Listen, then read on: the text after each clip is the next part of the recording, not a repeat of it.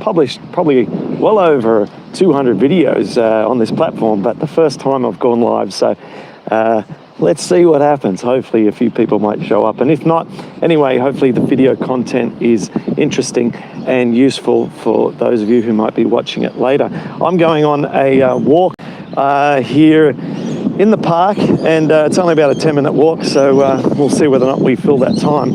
I go barefoot and just get out amongst it and get back to nature, which is refreshing and uplifting. So today I want to talk about weight gain and rheumatoid arthritis, or any form of inflammatory arthritis, and address weight loss, weight gain, concerns about doing the Paddison program, a lifestyle intervention to manage inflammation reduction with inflammatory arthritis, concerns about doing it because of weight loss, and also for those of you who are already following the program, ways to increase muscle mass and put on some muscle if that's what you are wanting to do.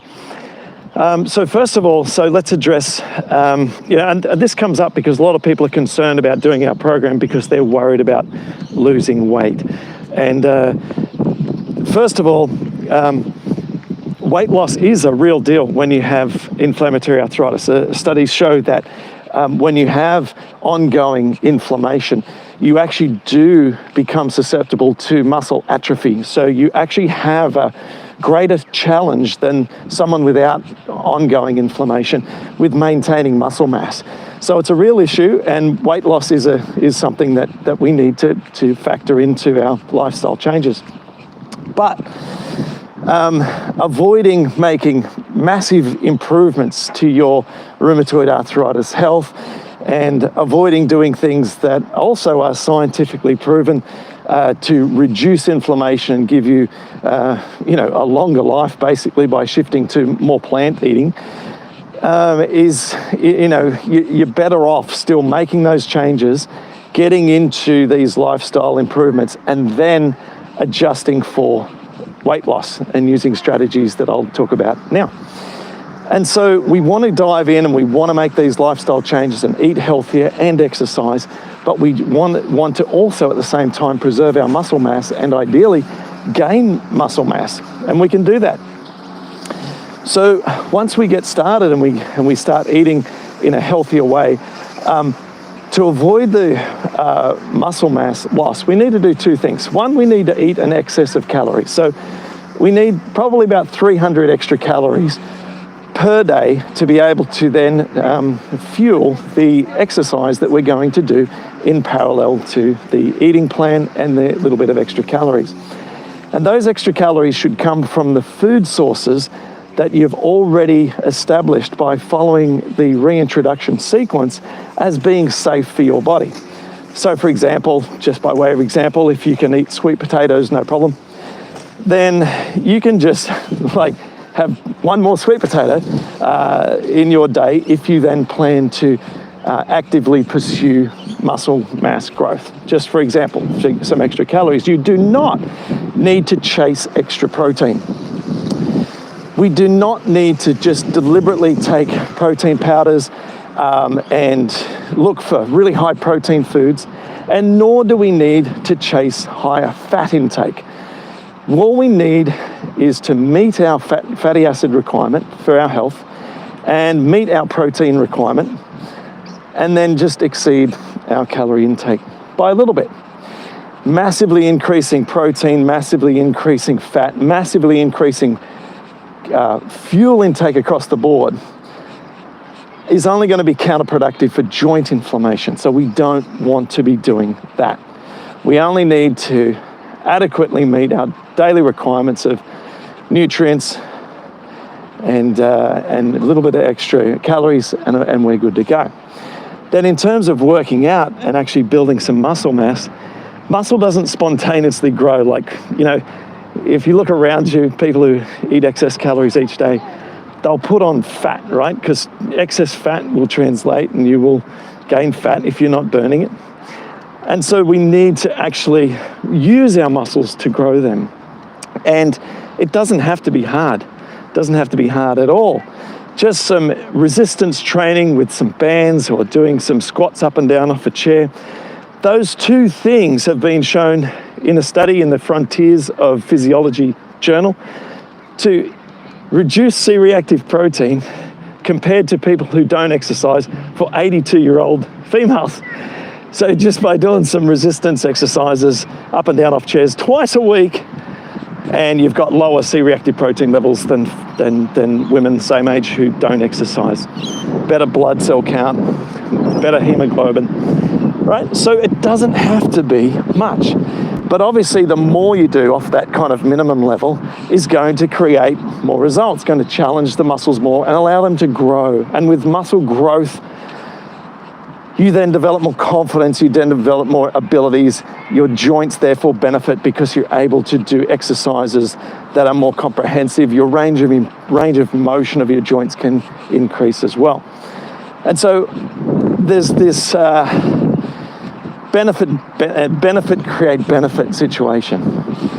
So that's really the formula that's going to be successful. And I've, in the past, I've gained weight on really simple, humble foods and exercising adequately. And I like to train every other day. So I'll do one day where I work out. And at the moment, all I do is just pull-ups. So I'll go to a pull-up bar because of, COVID restrictions and all that with gyms.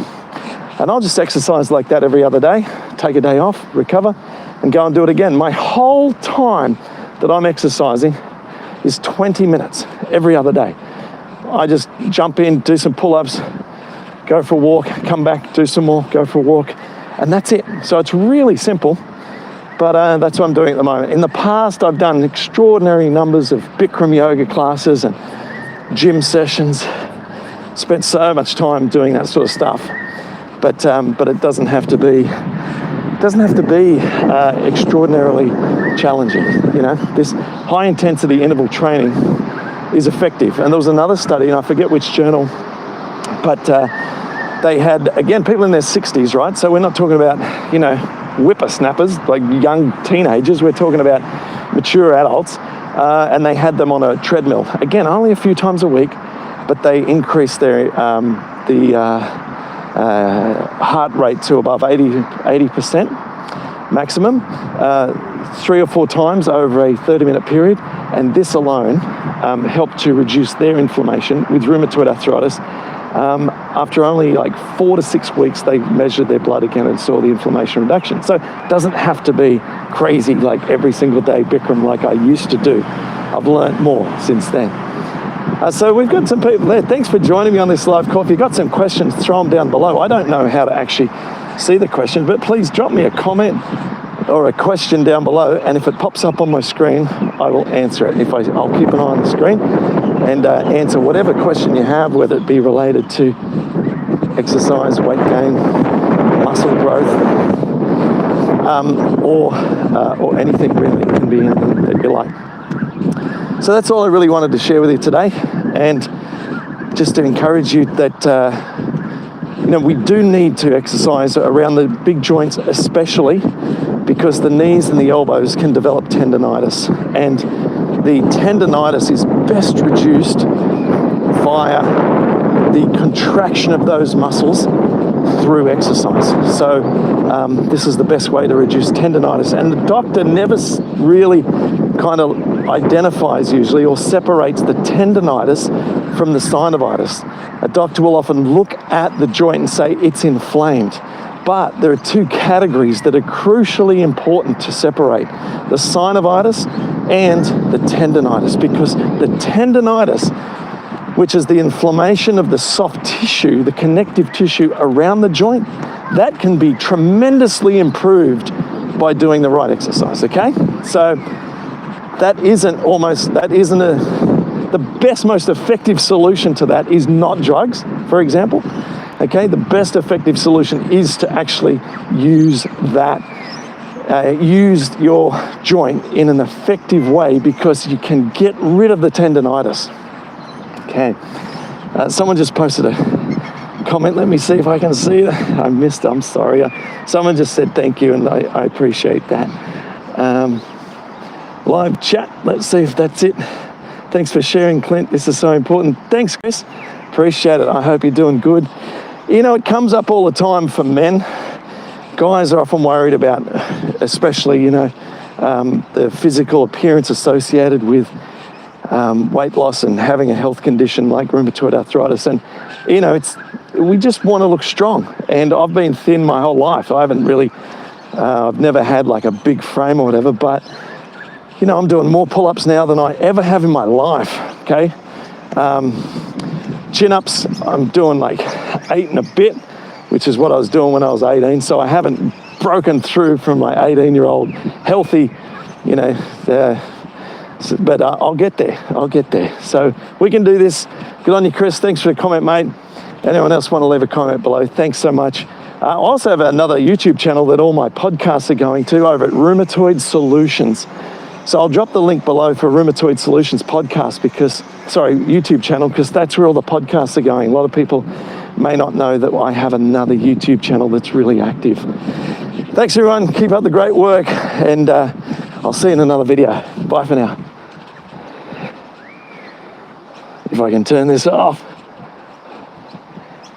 I don't even know how to turn this off.